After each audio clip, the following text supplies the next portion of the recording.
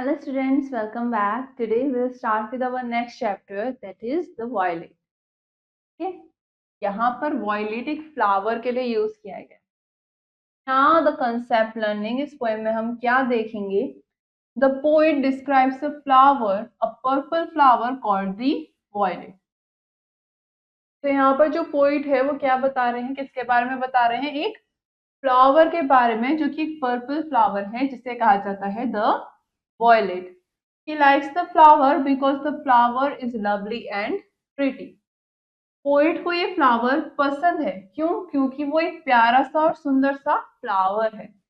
This flower shows the qualities of humility and simplicity. ये flower कौन सी qualities दर्शाता है? Humility and simplicity.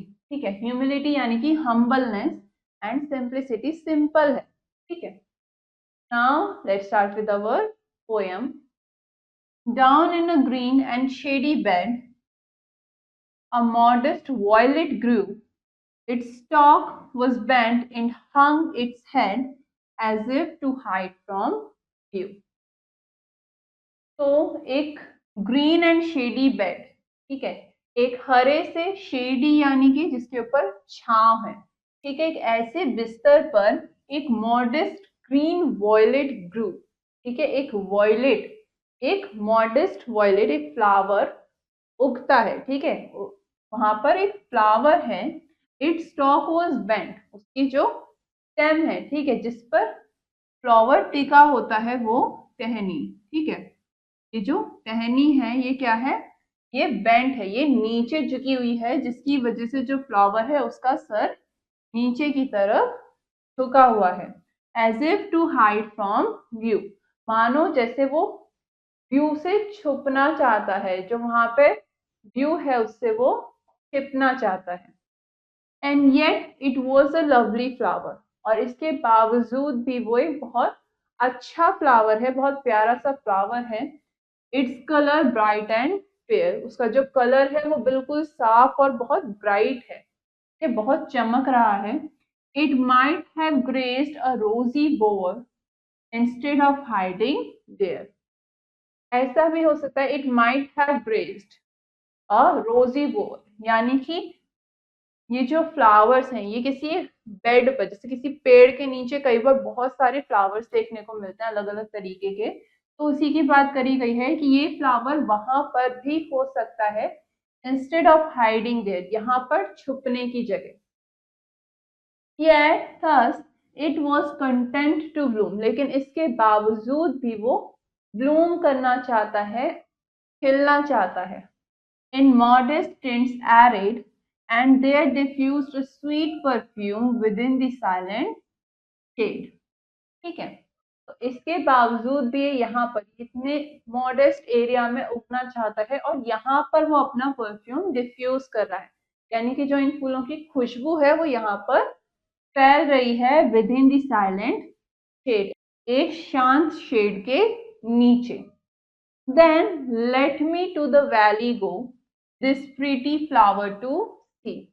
तो मुझे भी उस वैली में जाने दो, वहां वैली में जाने दो, ताकि मैं इस प्यारे से, एक सुंदर से फ्लावर को देख सकूं. That I may also learn to grow in sweet humility, ताकि मैं भी उस फ्लावर से हम्बल रहकर, ठीक है, ह्यूमिलिटी में ग्रो करना सीख सकूं, उससे फ्लावर से हम्बलनेस और सिंप्लिसिटी सीख सकूं और ऐसे ही बढ़ सकूं. ओके, तो ये पोएम किसने लिखी है? जेन टेलर ने. Now about the multi disciplinary approach, इस पोएम में हम क्या सीखते हैं? The poet is trying to describe the importance of humility. यहाँ पर पोएट क्या बताना चाहते हैं? द इम्पोर्टेंस ऑफ ह्यूमिलिटी, कि आपकी हम्बलनेस की इम्पोर्टेंस क्या है. आपको शांति से, बड़े आराम से बातें करनी चाहिए, शांत रहना चाहिए. ठीक है, a person possesses beauty that should not make him proudful.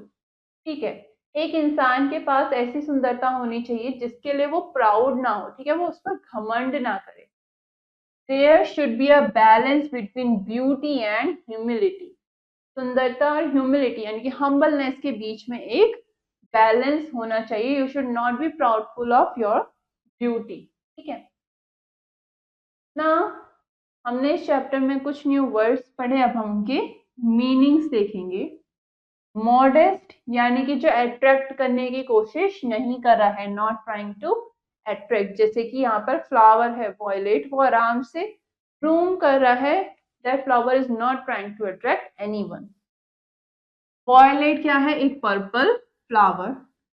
Graced यानी कि मेड मोर अट्रैक्टिव, यानी कि जैसे यहाँ पर बात कर रहे हैं कि वो किसी एक रोजी बेड में, एक रोजी बोर में बहुत अच्छा लगता है. तो एक रोजी बोर इसे बहुत अट्रैक्टिव बनाता. बट इंस्टेड ये जो फ्लावर है कहाँ होगा? इन अ मॉडेस्ट शेड. डिफ्यूज यानी कि फैलाना, स्प्रेड वाइडली. कंटेंट यानी कि हैप्पी एंड सेटिस्फाइड, खुश होना और सेटिस्फाई होना. ब्लूम यानी कि प्रोड्यूस. ठीक है. टिंट्स यानी कि फेंट शेड्स ऑफ कलर, हल्के हल्के अलग अलग कलर्स के शेड. एरेड यानी कि arranged. Humility the quality of being humble, humble होने की क्वालिटी, जिसे हम हिंदी में विनम्र कहते हैं.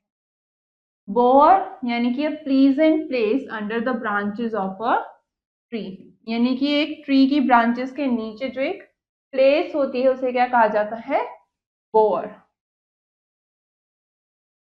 स्टार्क यानी कि एक पतला सा स्टेम, एक थिन स्टेम जो कि लीफ और फ्लावर या किसी फ्रूट को सपोर्ट करता है, जिससे कोई भी फ्लावर जुड़ा हुआ होता है या लीफ जुड़ी होती है, जो स्टेम होता है. ठीक है. Next we have a few questions in this chapter. First, fill in the correct options in OMR sheet. ठीक है, you have an OMR sheet here and you have to fill the right option. First, what is the poem about? ये poem किसके बारे में है? It is about a flower. ठीक है, एक flower के बारे में. Next, what has bent? क्या नीचे झुक गया है, क्या मुड़ गया है? It is the stem. ठीक है, option A. Next, where does the poet want to go? Poet कहाँ जाना चाहती है? She wants to go to the valley to see the flower. ये क्या हुआ? Option B. Next, what is the colour of the flower? Flower का colour क्या है? It is purple. तो option D is the right answer. Next question हमसे क्या कह रहा है? Complete the following lines. आपको यहाँ पर पोएम की लाइंस गिवन है, आपको इन्हें कंप्लीट करना है. फर्स्ट, डाउन इन अ, कहां पर है? Down in a green and shady bed.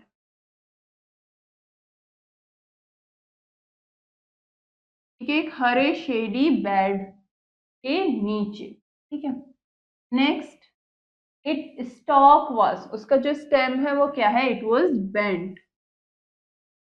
ठीक है, it was bent and it hung its head. ठीक है, जिसकी वजह से जो फ्लावर है उसका सर झुका हुआ है. Next, and yet it was a, और इसके बावजूद भी क्या है? It was a lovely flower.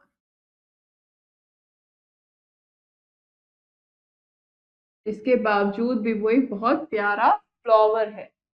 Next, yet thus it was, और इसके बावजूद भी, तब भी वो, it was content to Bloom.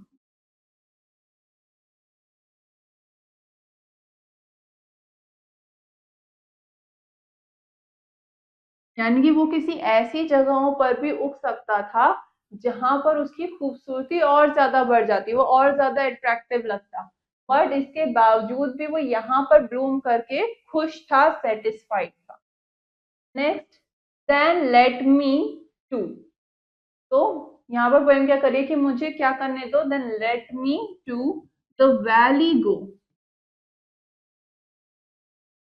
कि मुझे मुझे वैली में जाने दो. Next, that I may also dash, ताकि वो पोइट क्या कर सके? So that the poet can also learn to grow, ताकि पोइट भी उससे ग्रो होना सीख सके. Learn to grow. Okay, right whether the statements are true और फॉल्स। आपको बताना है कि ये स्टेटमेंट सही है या गलत। First, the flower grew in a garden. जो फ्लावर है वो एक गार्डन में उग रहा है। इसके बारे में कुछ एग्जैक्टली पोएम में बताया नहीं गया है, तो ये क्या हो गया, false. Next, the flower is purple in colour. जो फ्लावर है वो कलर में पर्पल है, उसका पर्पल कलर है, true. Next, there are branches over it.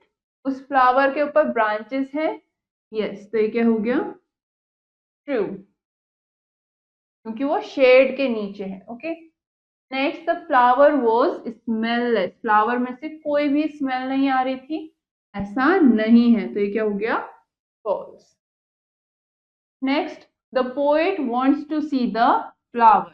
जो पोएट है वो फ्लावर को देखना चाहती हैं, यस, तो ये क्या हो गया, ट्रू। नेक्स्ट क्वेश्चन आपसे क्या कह रहा है, right the rhyming words from the poem. आपको पोएम में से राइमिंग वर्ड्स लिखने हैं। ओके, जैसे कि ग्रू एंड व्यू, ठीक है, ग्रू एंड व्यू, ये क्या हो गए, राइमिंग वर्ड्स। ओके, ऐसे ही नेक्स्ट, फ्लावर एंड, फ्लावर का राइमिंग वर्ड क्या है यहाँ पर, बोर, ठीक है।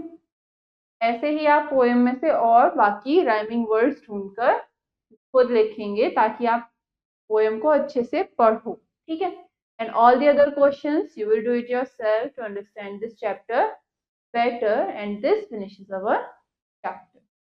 Okay, now for the next lesson we will continue in our next class.